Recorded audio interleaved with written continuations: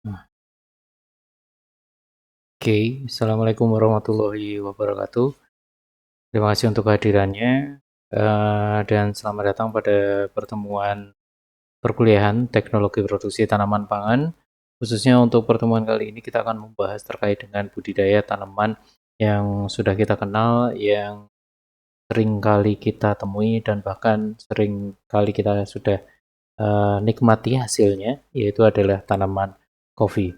Dan perkenalkan, saya Tangguh Prakoso. Sebelum kita mengenal lebih jauh ya atau membahas lebih dalam lagi terkait dengan tanaman kopi, kita harus mengetahui terlebih dahulu sejarah perkembangan bagaimana tanaman kopi bisa dikenal hingga sekarang ini.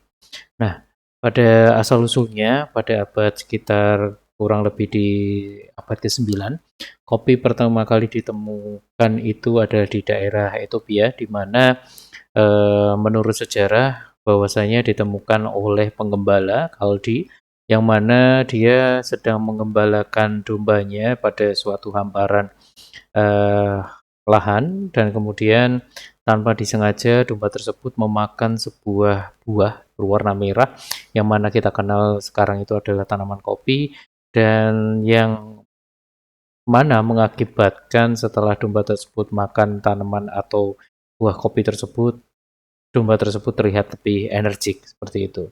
Kemudian secara singkat penyebaran tanaman kopi ini banyak lebih dikenal dan kemudian banyak dimanfaatkan, di mana penyebaran secara global di sini mulai menyebar itu dari daerah Timur Tengah, dan di mana kopi menyebar ke Eropa pada abad kurang lebih di abad 17 dan menjadi komoditas perdagangan utama di dunia.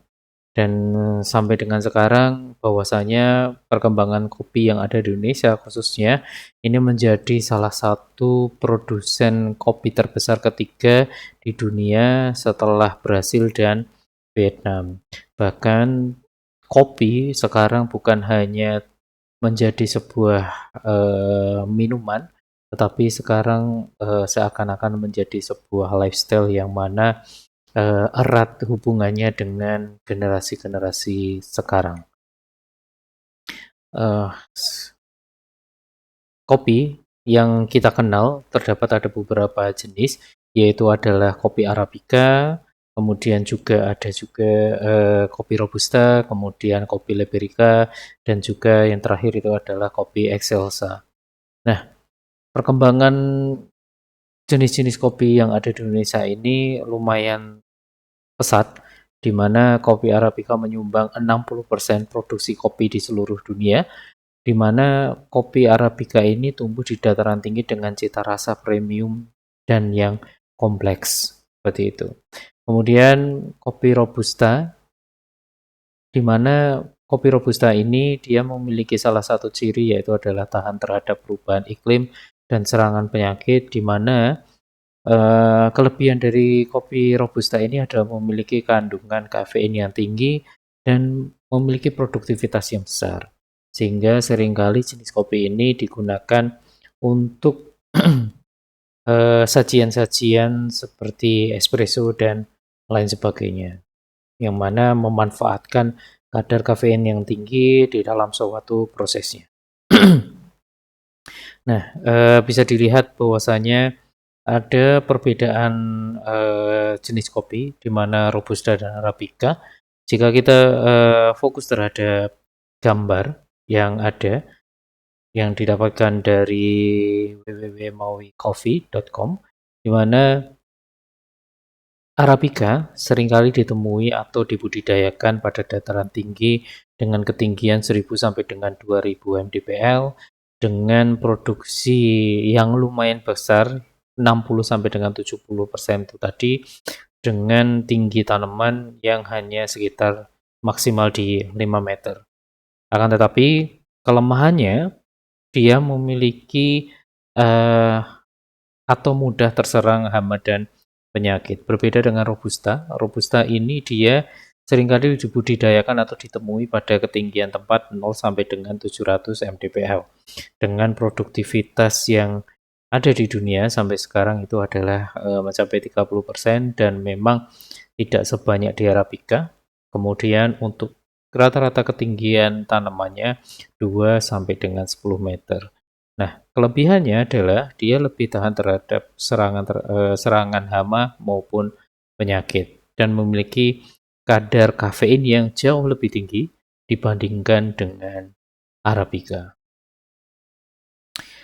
Nah, di sini kopi-kopi yang ada di Indonesia yang mana menjadi salah satu primadona yang ada di negara kita tercinta. Salah satunya ada kopi Gayo dari Aceh, kemudian juga ada kopi Kintamani, kemudian juga ada kopi Toraja yang mana dari eh, daerah Toraja, kemudian ada juga kopi Lampung, kopi Flores Bajawa, dan juga kopi Papua. Dan sebenarnya tidak hanya 5 ini saja, masih banyak lagi dengan eh, ciri khas dan cita rasa yang berbeda di setiap daerahnya, seperti itu. Nah, kita akan masuk di syarat tumbuh dari tanaman kopi.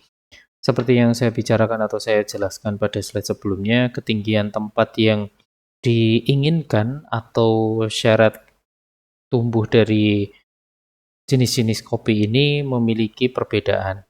Yang pertama, dari ketinggiannya, dari Arabica memiliki suatu syarat tumbuh dengan ketinggian yang paling tinggi dibandingkan untuk jenis kopi yang lainnya, yaitu adalah di ketinggian 1000 hingga 2000 meter per mdpl dengan curah hujan sekitar 1200 sampai 2000 mm per tahunnya.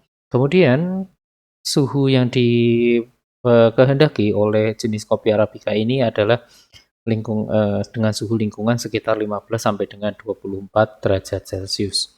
Kemudian yang berikutnya kopi Robusta. Kopi Robusta menghendaki ketinggian yang di bawah dari kopi Arabica, di mana dia memerlukan ketinggian dari 0 sampai dengan 800 meter di atas permukaan laut atau mdpl dengan suhu optimal pertumbuhan yang diinginkan dari jenis tanaman kopi Robusta ini adalah sekitar kurang lebih 24 sampai dengan 30 derajat Celcius dengan curah hujan hampir sama dengan Arabica, yaitu adalah 2000 sampai 3000 mm per tahunnya.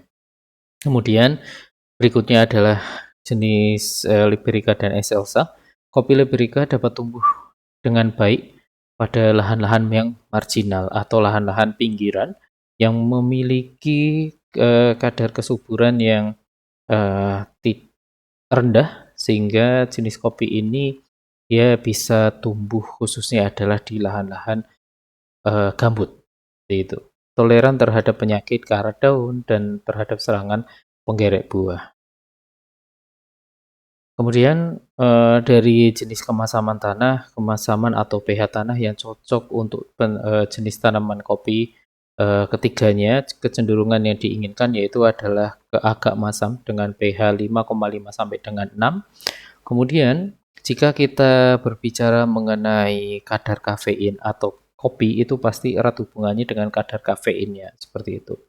Nah, di sini terdapat grafik di mana Robusta memiliki kafein paling tinggi, hampir kurang lebih 2 kali lipat dari jenis Arabica, yaitu adalah sekitar 1,7 sampai 4% untuk kadar kafeinnya. Kemudian urutan kedua terdapat di jenis Arabica, di mana kandungan kafeinnya lebih rendah dibandingkan Robusta, yaitu hanya sekitar 0,8 sampai dengan 1,5. Akan tetapi di antara Robusta dan Arabica terdapat jenis kopi Liberica yang memiliki kadar kafein di tengah, yaitu adalah 1,1 sampai dengan 1,3%.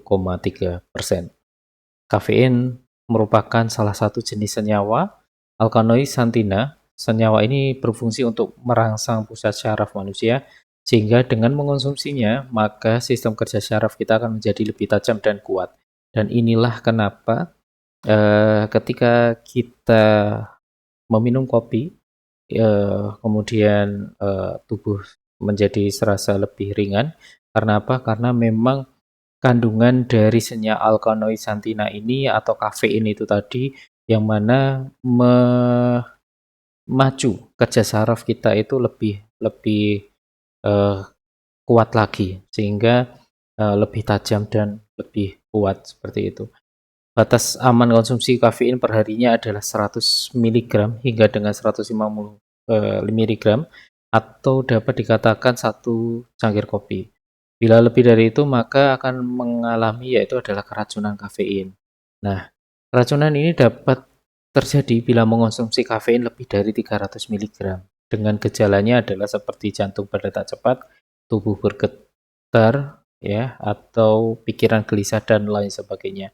Akan tetapi tidak semuanya menjadi suatu pakam ya, karena kondisi seseorang berbeda-beda. Ada yang dia tidak tahan sama sekali walaupun hanya dengan satu cangkir kopi, tetapi ada juga bahkan yang bisa mengonsumsi 3 gelas ya cangkir kopi tetapi dia tidak mengalami keracunan dari kadar kafein ini.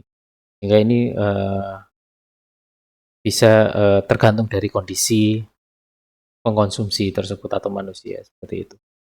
Kemudian yang berikutnya adalah kenampakan tanaman antara kopi jenis Arabica, jenis Robusta, Liberica maupun Excelsa memiliki kenampakan tanaman yang berbeda, baik itu dari jenis daunnya, baik itu dari buahnya, ya, atau daging buahnya, atau bentuk bijinya seperti itu.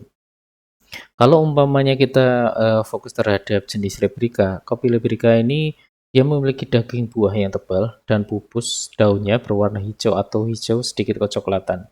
Akan tetapi untuk jenis Excelsa, kopi Excelsa atau daging buahnya itu lebih tipis dibandingkan untuk Liberica, di mana daging buah ini memiliki kecenderungan dengan kemiripan seperti kopi Arabica, dan kemudian warna daun bagian bawahnya itu memiliki warna merah kecoklatan. Sehingga kenampakan tanaman menentukan juga, atau jenis dari varietas kopi tersebut menentukan kenampakan tanaman yang dihasilkan. Nah, di dalam sebuah pembibitan tanaman, kita akan mengetahui dua jenis perbanyakan. Ya, perbanyakan secara generatif dan secara vegetatif. Kalau umpamanya kita berbicara mengenai perbanyakan secara generatif, kita akan berbicara mengenai perbanyakan suatu tanaman dengan menggunakan biji, ya, atau menggunakan sel kelamin jantan dan sel kelamin betina. Nah, dari perbanyakan secara generatif ini memiliki kelebihan dan kelemahan. Begitu pula dengan perbanyakan secara vegetatif nantinya. Kelebihan dari perbanyakan generatif yang pertama, tanaman yang dihasilkan memiliki perakaran yang kuat. Karena ketika kita menanam suatu tanaman atau perbanyakan tanaman melalui biji, maka secara tidak langsung tanaman tersebut memiliki eh, daya penyesuaian terhadap lingkungan atau medianya itu lebih baik dibandingkan ketika kita menggunakan perbanyakan secara vegetatif. Hal ini bisa ditunjukkan dari perakaran yang dihasilkan oleh tanaman tersebut.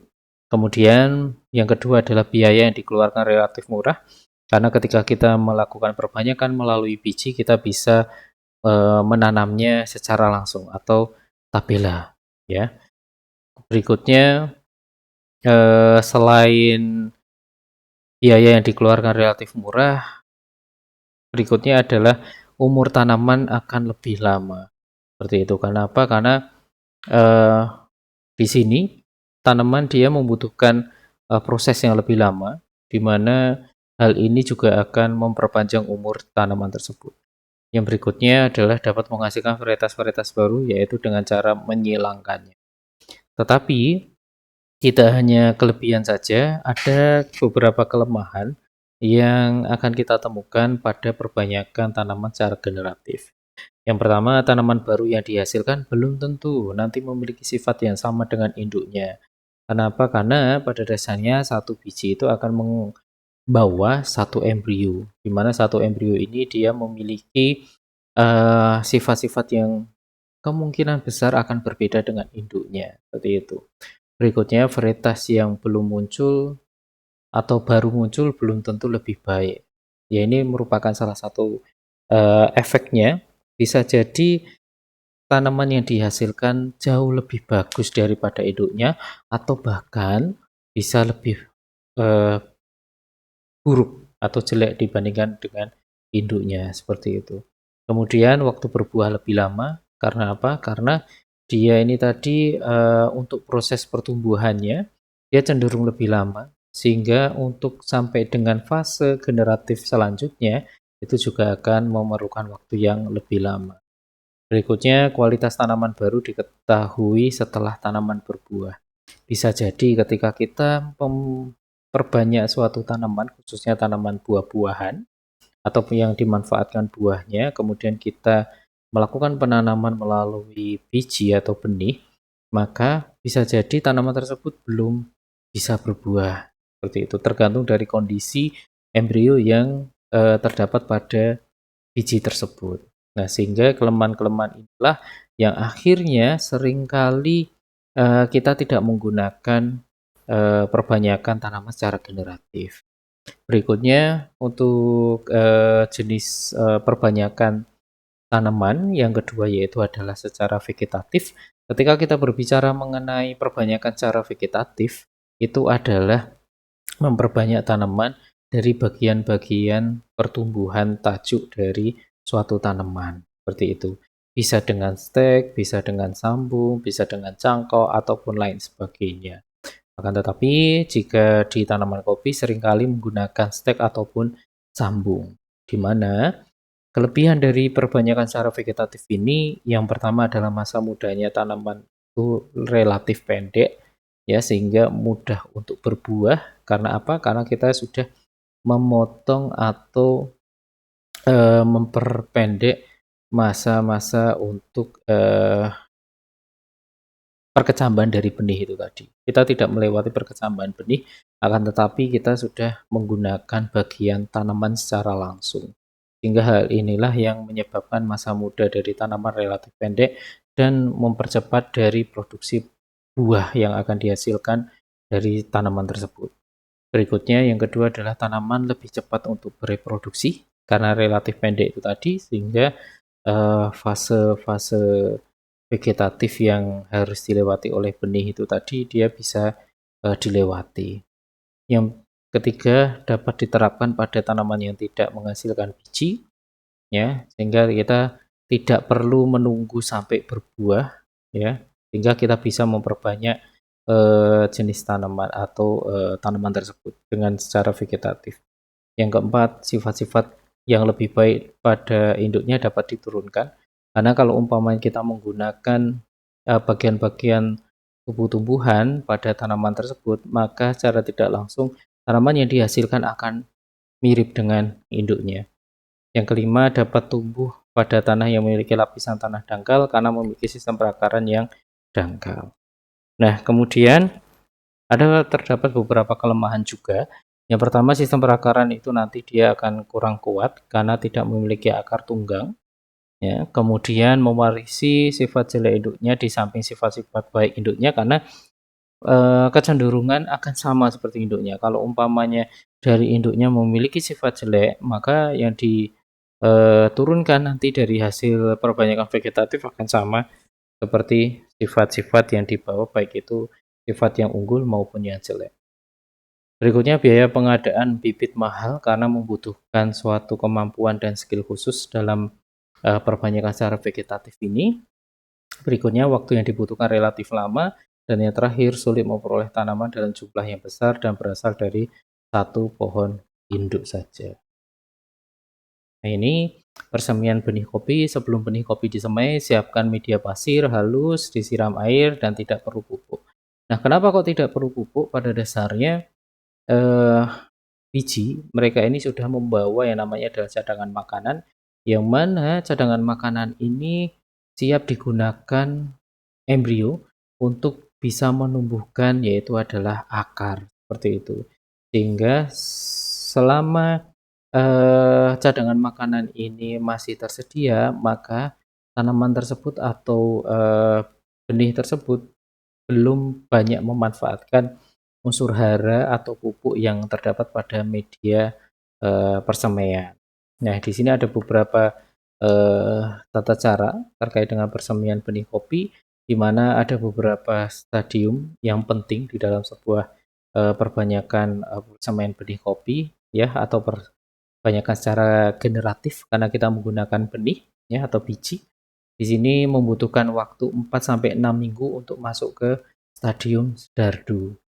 Nah, stadium serdadu ini adalah di mana bagian kotyledonnya dia sudah mulai terangkat di atas. Kemudian yang berikutnya 8 sampai 12 minggu setelah persemaian ini akan masuk ke stadium kepelan. Dan kepelan di sini sudah mulai muncul yang namanya adalah daun, di mana ketika stadium kepelan ini dia sudah bisa untuk dipindah tanamkan di polybag. Sampai dengan nanti 3 sampai 5 bulan, ya, di mana nanti akan menghasilkan 4 pasang daun itu siap untuk dipindah tanamkan di lahan. Nah, berikutnya ketika kita sudah mengetahui terkait dengan perbanyakan tanaman kopi melalui generatif, maka ada juga perbanyakan tanaman secara vegetatif. Perbanyakan dengan cara menggunakan stek batang yang dipacu dengan zat pengatur tumbuh akan membantu proses pembentukan akar. Salah satu kesulitan di dalam perbanyakan vegetatif itu adalah menumbuhkan akar dari bagian tanaman yang akan kita perbanyak. Nah, biasanya para praktisi menggunakan bantuan yaitu adalah dengan merendamnya pada hormon atau bisa juga zat pengatur tumbuh, ya, bisa menggunakan auksin maupun giberellin ataupun lain sebagainya, ya, dengan cara seperti ini. Nah, kemudian pembibitan kopi dengan menggunakan sambung stek, ya, tadi menyiapkan ekstrak batang bawah, ya, ini merupakan klonnya. Klonnya itu sejenis seperti varietas seperti itu, dan enter batang bawah yang diinginkan, kemudian enter batang bawah dipilih 2 ruas, kemudian diruncingkan untuk dilakukan sambung steknya. Nah, kemudian setelah kita mengetahui perbanyakan secara generatif maupun vegetatif, maka langkah yang berikutnya yaitu adalah mempersiapkan lahan. Nah, persiapan lahan di sini itu ibaratnya adalah membuat rumah bagi tanaman. Bagaimana caranya untuk membuat suatu rumah yang nyaman bagi tanaman tersebut, ya. Sehingga kalau umpamanya pengolahan lahan atau persiapan lahan ini disiapkan dengan baik, maka tanaman tersebut juga akan tumbuh dengan baik dan harapannya dapat menghasilkan hasil yang optimal dan berkualitas. Persiapan lahan yang biasa digunakan yaitu adalah menggunakan bentuk teras, ya. Bisa secara teras individu sehingga membuat terasan untuk satu tanaman satu terasan, ya. Di mana pembuat terasan ini maksudnya adalah membuat datar atau slope yang semula miring, ya, atau curam kemudian kita buat lebih mendatar untuk penanaman atau persiapan penanaman tanaman kopi tersebut. Atau yang berikutnya jenisnya adalah atau bentuknya teras kontur, di mana persiapan lahan jika lahan miring dibuat teras mengikuti kontur atau sabuk gunung seperti yang terdapat pada gambar di samping. Kemudian persiapan lahan yang berikutnya yang harus kita perhatikan adalah tanaman naungan. Karena apa? Karena pada dasarnya tanaman kopi ini memerlukan naungan seperti itu. Sehingga ada yang namanya adalah penaung tetap, ya, di mana naungan ini dia selalu ada di situ, ya, tidak ada penebangan dan lain sebagainya. Nah, ini jenis-jenisnya biasanya adalah tanaman-tanaman kayu-kayuan. Kemudian ada juga penaung tanaman campur, pohon-pohon buah-buahan, mangga, nangka, jeruk, dan lain sebagainya itu bisa digunakan. Kemudian hal-hal yang perlu diperhatikan dalam pembuatan atau penanaman tanaman naungan itu jangan mencampur kopi dengan kelapa ya. Karena apa? Karena akar pada kelapa ini dia merupakan akar yang lumayan rakus ya, sehingga takutkan nanti berkompetisi masif dengan tanaman utama yaitu ada kopi ya. Kemudian pisang ya, karena apa? Karena daerah pisang itu rentan serangan terhadap nematoda yang mana nantinya dapat menyerang perakaran kopi ya. Kemudian ada eukaliptus dan cemara, jika ditanam menentukan jarak tanamnya lebih 10 meter dari eukaliptus cemara dengan tanaman kopinya. Hal-hal ketiga yang perlu diperhatikan di dalam penanaman kopi yaitu adalah timing dan populasi. Kenapa harus memperhatikan timing? Karena penanaman penaung sementara maupun penaung tetap itu dilakukan 1 tahun sebelum tanam dengan arah tanam utara ke selatan. Hal ini digunakan atau bertujuan untuk membuat penaung terlebih dahulu sebelum tanaman kopi ditanam. Seperti itu. Yang berikutnya adalah populasi. Populasi tentang apa? Populasi tentang penaungnya.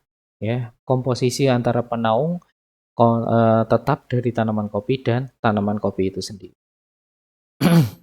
Nah, ini hal-hal yang perlu diperhatikan yang berikutnya yaitu adalah pemangkasan tanaman kopi ya. Contoh ada beberapa pemangkasan atau jenis pemangkasan. Yang pertama adalah TBM ya, pemangkasan tanaman belum berbuah ya atau belum menghasilkan. Pemangkasan ini dilakukan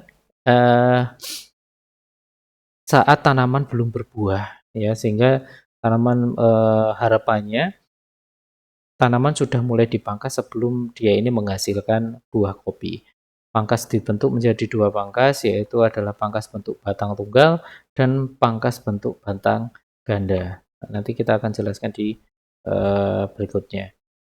Kemudian jenis pemangkasan tanaman kopi yang berikutnya yaitu adalah pangkas lepas panen. Kalau umpamanya kita berbicara mengenai TBM tadi atau belum menghasilkan itu dipangkas ketika belum berbuah.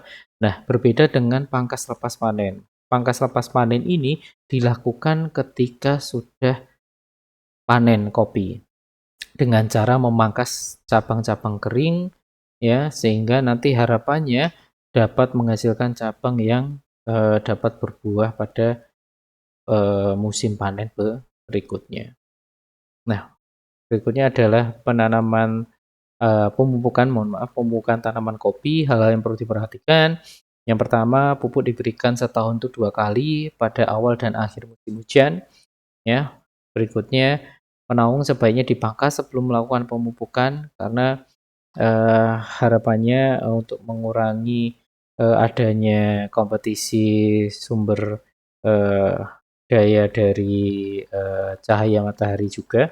Ya, yang berikutnya adalah pupuk diletakkan atau ditaburkan di sekeliling batang kopi pada jarak 30 sampai 50 cm dari batang tergantung dengan kondisi lahan yang dimiliki. Yang berikutnya sebelum pemupukan, rumput di sekeliling batang dibersihkan terlebih dahulu. Setelah itu ditabur, kemudian pupuk ditutup dengan tanah. Ya. Berikutnya pemupukan bibit bisa dilakukan secara massal dengan mencairkan pupuk atau dikocor, sehingga pemupukan digabung dengan penyiraman atau menggunakan teknik vertigasi. Ya, ini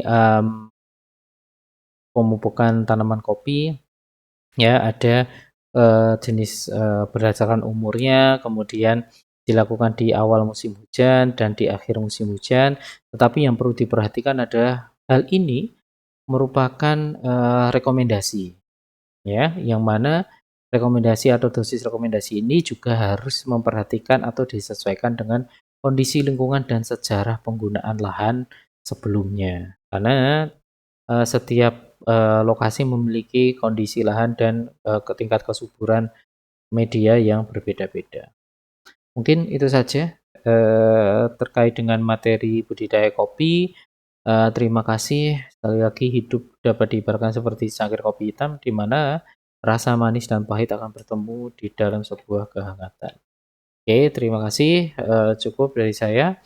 Jika ada yang ingin ditanyakan, kritik ataupun saran bisa melalui kolom komentar. Terima kasih. Assalamualaikum warahmatullahi wabarakatuh.